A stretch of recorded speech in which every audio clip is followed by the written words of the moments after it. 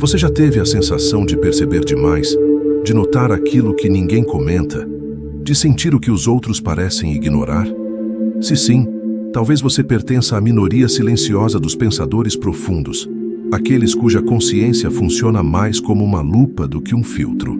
Mas isso é uma dádiva ou um fardo? Vivemos numa época de exagero. Informação, opinião, estímulos, velocidade. Tudo nos empurra para fora de nós mesmos. A introspecção virou quase um ato subversivo e o silêncio interior, um território esquecido. E no meio desse ruído constante, existem pessoas que caminham em outra frequência. Raciocinam demais, sentem demais, analisam demais e sofrem. Enxergar as camadas ocultas da realidade num mundo que valoriza a superfície tem um custo. Neste vídeo, vamos mergulhar na experiência de pessoas com um tipo de sensibilidade rara. Aquelas que vivem em diálogo interno contínuo, que se comovem com nuances imperceptíveis, que carregam o peso e a lucidez de notar o que não é dito. Vamos tocar na ferida do isolamento existencial, na dor de não ser compreendido e, ao mesmo tempo, na beleza de uma vida guiada por significado. Se você já se identificou com isso, este vídeo é para você. Não vamos romantizar esse perfil, porque o pensador sensível, embora possa parecer um espírito elevado, também enfrenta noites escuras da alma, dúvidas crônicas, angústias silenciosas, sensação de deslocamento. Muitas vezes ele vive como um estrangeiro no próprio tempo, emotivo demais para um mundo pragmático, reflexivo demais para uma sociedade imediatista. O mundo interno pode ser tanto abrigo quanto prisão. E a pergunta mais inquietante é simples e incisiva. É possível viver com profundidade sem ser consumido por ela? Talvez essa dúvida também exista dentro de você. Talvez você sinta que sua mente é um território complexo demais para diálogos superficiais. Talvez tenha dificuldade em se encaixar, não por soberba, mas por uma inquietação que não se cala. E talvez, como tantos outros, você viva os paradoxos dessa condição. Desejar se conectar e, ao mesmo tempo, precisar se recolher, buscar sentido e desconfiar de respostas fáceis. A sensibilidade profunda raramente surge do nada. Geralmente tem raízes antigas enterradas na infância, no modo como alguém foi acolhido ou ignorado em suas emoções. Para muitos introspectivos, o mundo interno começou como um abrigo, um esconderijo essencial diante de um mundo caótico, barulhento ou insensível demais. E isso não é apenas psicológico, é também biográfico. Pense na criança que, ainda pequena, percebe tensões no olhar dos pais, capta silêncios pesados, sente culpa por conflitos que não provocou. Ela aprende cedo demais que existe um subtexto nas relações. Aprende a observar, interpretar gestos, antecipar emoções. Em vez de brincar, analisa. Em vez de reagir, absorve. Com o tempo, desenvolve um tipo de radar afetivo que nunca desliga. Esse tipo de sensibilidade não é sinônimo de fragilidade, é uma força voltada para dentro. É como se o mundo externo fosse vivido em alta voltagem. Cada palavra atravessa mais fundo, cada som repercute mais intenso, cada afeto deixa uma marca mais densa. O resultado? Um movimento espontâneo de interiorização. O sensível se recolhe não por covardia, mas por autoproteção, porque viver na superfície dói. Nesse ponto, o mundo interno deixa de ser apenas um refúgio e se torna uma verdadeira morada. Lá dentro, tudo pode ser contemplado, decifrado, reelaborado. O sensível cria uma relação quase estética com a própria mente, como quem habita uma biblioteca infinita, uma galeria de pensamentos, um teatro de possibilidades. E isso é belo, mas também solitário. Não há pressa na reflexão, não há agitação no mergulho, mas o mundo moderno vive em compasso contrário. Ele exige agilidade, produtividade, performance. A delicadeza da introspecção soa como defeito em meio à lógica da eficiência. Por isso, muitas dessas pessoas se sentem deslocadas. São as que pensam demais, as que complicam tudo, as que levam tudo a sério, as que, em um grupo, preferem observar em silêncio do que disputar a palavra. As que não se sentem bem em ambientes barulhentos, nem em conversas superficiais. As que carregam perguntas filosóficas enquanto o mundo opera no automático. E aqui nasce o paradoxo. Desejam compreender o mundo e se conectar profundamente com ele, mas também se retraem porque se expor dói. Oscilam entre o desejo de comunhão e o instinto de proteção. Querem ser vistas, mas temem não ser compreendidas. Virginia Woolf retratou isso com precisão. Ela falava do privilégio terrível de pensar com tanta clareza, porque pensar demais é como ter a pele fina demais para o contato com o mundo. Tudo toca, tudo fere, e por isso o quarto silencioso ou a página em branco vira território de sobrevivência. Mas viver apenas no mundo interno também tem seu preço. É fácil se perder nesse labirinto. O pensamento vira espelho, e o espelho, às vezes, distorce. Começamos a imaginar intenções onde não existem, a criar narrativas densas sobre situações simples, a interpretar tudo através da própria subjetividade. O mundo então se torna palco de angústias projetadas.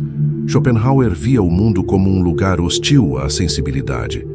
Para ele, quanto mais lúcido alguém se tornava, mais inevitável era o sofrimento.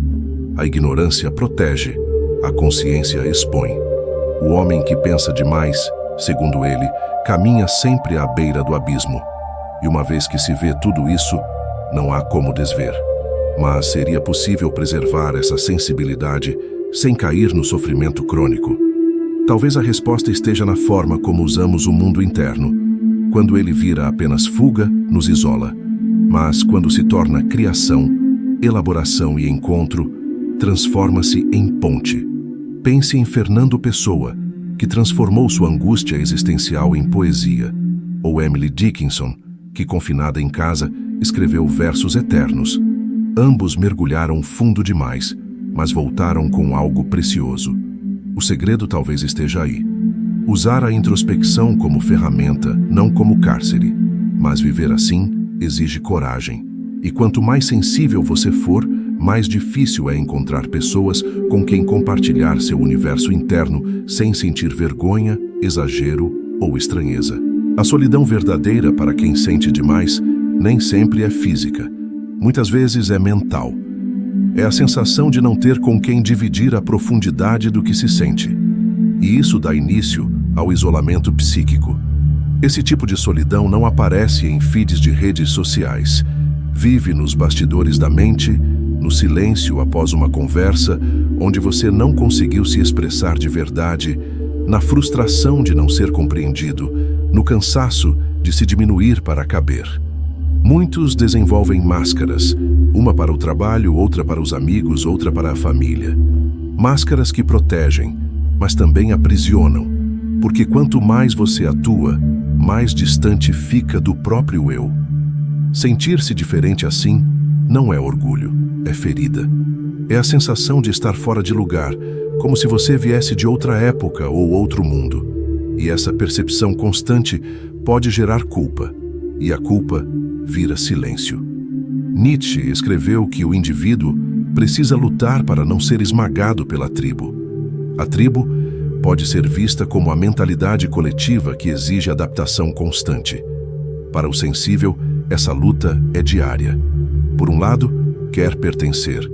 Por outro, percebe o quanto isso exige renúncia. E isso machuca. Mas o sensível não se isola por arrogância, mas por exaustão.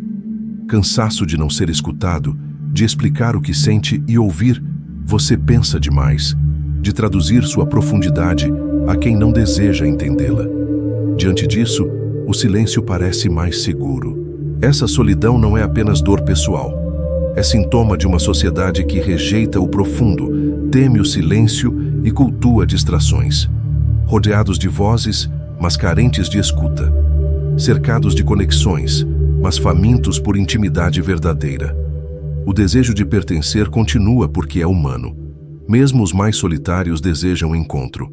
A questão é, como pertencer sem se trair? Alguns se fecham totalmente, outros tentam se adaptar, mas adoecem por dentro. e alguns poucos encontram um ou dois interlocutores verdadeiros. Esses encontros têm valor incalculável. O não pertencimento adoece, nos reduz a sombras vivas.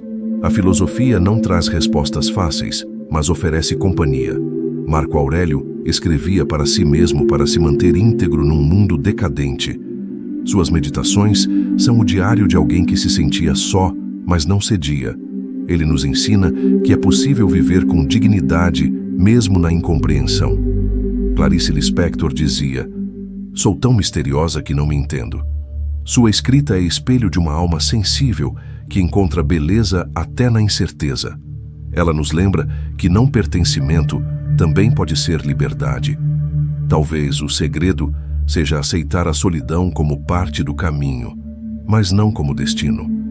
Reconhecer que a sensibilidade profunda não será compreendida por todos, mas pode encontrar ressonância em alguns, e isso basta. O que você procura não é aprovação, é encontro, um encontro com o outro, mas também com aquilo em você que nunca deixou de sentir, mesmo quando tudo parecia pedir indiferença.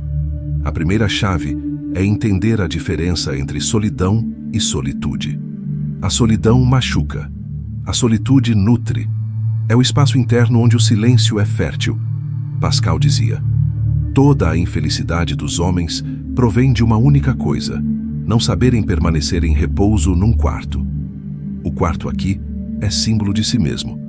A introspecção pode ser caminho espiritual, não religioso, mas profundo. Um mergulho na essência. É nessa escuta radical que nasce a autonomia emocional. Mas introspecção sozinha não basta. É preciso transformá-la em criação. Como disse Kafka, a escrita é o machado que quebra o mar gelado dentro de nós. E criar pode ser poesia, diário, música, gesto, não importa. Importa existir. Mas viver com sensibilidade exige coragem. Coragem para ser diferente, para ser profundo, para ser verdadeiro. A terceira chave é a liberdade interna. Parar de se julgar pelos olhos dos outros. Entender que a sensibilidade não é falha, é traço. Marco Aurélio dizia: "Tudo o que ouvimos é uma opinião, não um fato. Tudo o que vemos é uma perspectiva, não a verdade." Esse olhar protege. É a lembrança de que você pode escolher o que absorve. A liberdade interna é prática diária, como dizia Foucault. Cuidar de si como quem cultiva um jardim. Sim, viver com sensibilidade é difícil, mas também é resistência. É recusar a anestesia. É lembrar ao mundo que existe profundidade. Mesmo que poucos vejam, ela existe.